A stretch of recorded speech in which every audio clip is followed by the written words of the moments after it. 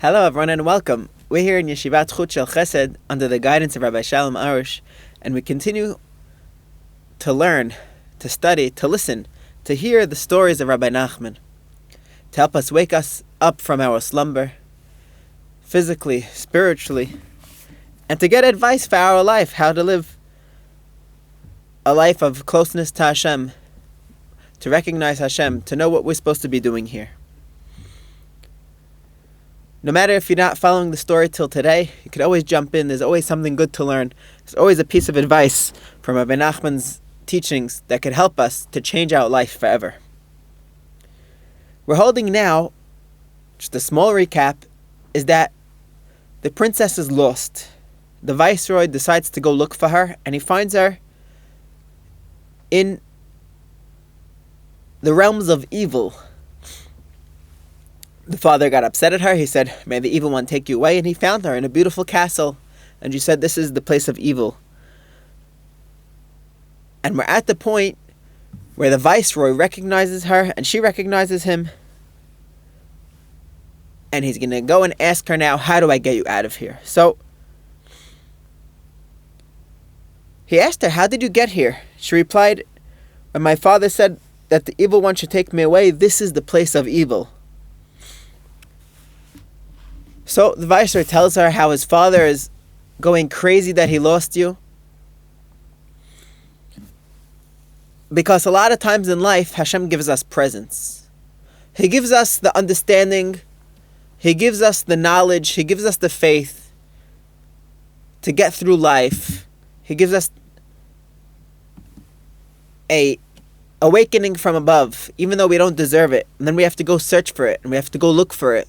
And that's the normal way of this world. It could be that you have a rush of energy to do a certain good deed, to refrain from doing a bad thing. And all of a sudden it becomes hard because you have to go and search for it yourself and work on it. So the viceroy says, "How can I get you out of here?" And the princess tells him how to get her out of it. He says, "It is impossible to get me out of here unless you choose yourself a place and remain there for an entire year. All that year you must long to get me out. Whenever you are unoccupied, you must only yearn and seek and look forward to freeing me. You must also fast. Then on the last day of the year, you must fast and go without sleeping for the entire 24-hour period." We see that a major step in getting to our goal, in finding our lost princess, is to yearn for it, to desire, to have holy desires. And that's the main thing. Okay, like we'll see, here he had to fast. The rabbis are only trying to make it easier for us. Throughout the generations, we see that the rabbis just want it to be easy for us. And they said that for our generation, the fasting is not the main thing. Person could get all caught up and say, "Oh, I'm going to go fast." But then how are you treating your kids? How are you treating your wife? "No, I'm a big guy. I could fast." But how's your anger? You're short-tempered now that you're not eating. So, of course, sometimes fasting is important.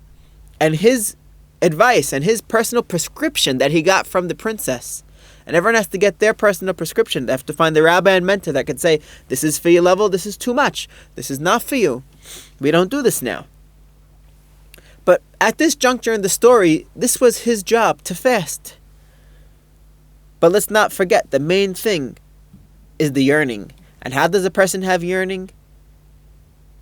Could yearn the whole day. But she says, choose yourself a place and remain there for the entire year. Choosing a place is a time every single day that we want to try to have a certain time every day that we have personal prayer, that we reflect on the previous day, to make a cheshbon nefesh, to look, how am I doing? Am I doing what I'm supposed to be doing? Am I refraining from doing things I'm not supposed to thank Hashem? And the most important, to have a half hour to yearn. Yearn for something that you're trying to attain. You're trying to work on a certain midah, on a certain bad habit. You're trying to get the awesome aura of Shabbat in your life. It's coming to a holiday. You want to be able to feel the holiday. It's very nice that we go and we do the mitzvot of the holiday, but to feel the holiness and the holiday screaming out all its goodness, that only comes through yearning, that only comes through prayer. On the last day, which is the most difficult day, because that is the last day of the year, which can also correspond to the end of days, which we're in now, the test will be very hard, like we will see. He did exactly what she said. For almost a year, he went without occupying himself with anything but yearning. And on the last day, he fasted and did not sleep. He stood up and was heading toward the castle. He was already going to free her. And he saw a tree with very, very beautiful apples. It was very desirable to the eyes. See how important it is to keep our eyes in check. Because he saw it and he ate the apple. As soon as he ate the apple, he immediately fell asleep. And he slept a very long time. This can mean a physical sleep, but more importantly, it can mean a spiritual sleep. A lot of times we go and we live our life, but we're really asleep. We must not forget. You never know when that test is going to be, when that last day is. He knew, he had the prescription, he knew when that last day is. We don't know when the last day is. We have to always be strong and to fight strong and to ask Hashem to help me not to fall. And if I fell, help me to be able to get up and to continue and to grow from this and to learn from my mistakes. But there is a time that there will be a test, and that test will spring up to the highest levels, and you will leave the realm that you're on now. You were fighting and struggling on level 1 of the game. By beating the last board, you go to level 2, and you never know what's going to take you to level 2. And sometimes you have to go back to board number 1. And that could happen time and time again. But if we're strong and we ask Hashem for help, Hashem will help us. And we'll be able to get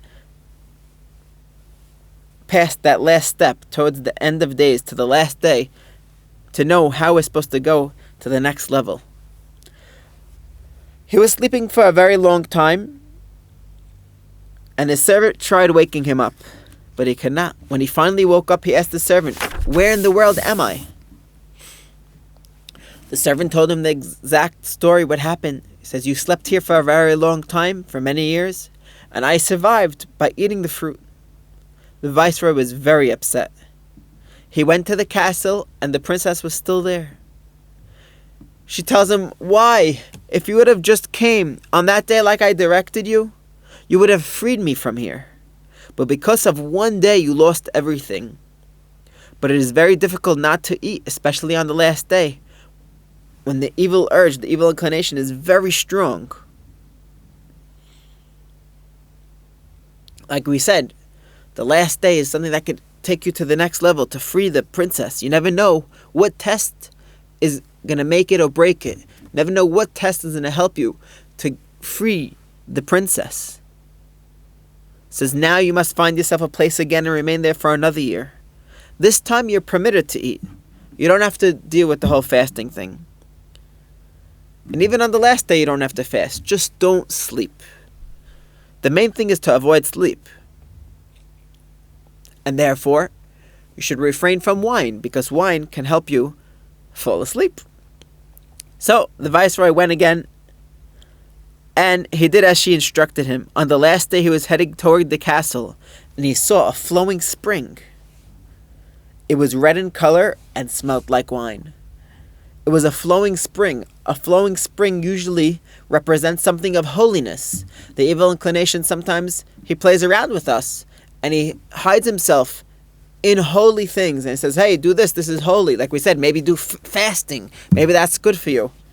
But you don't realize that it's just the Yetzer Hara, the evil inclination, saying, "Oh, fast all day," and then act very cranky and very annoying to your wife and kids. That's what Hashem wants from you, right? No. Heaven forbid. Let's make sure and realize that Even though it looks like a flowing spring, it looks like a nachal, it looks like something that has purification, still, it was red in color and it smelt like wine. To be continued.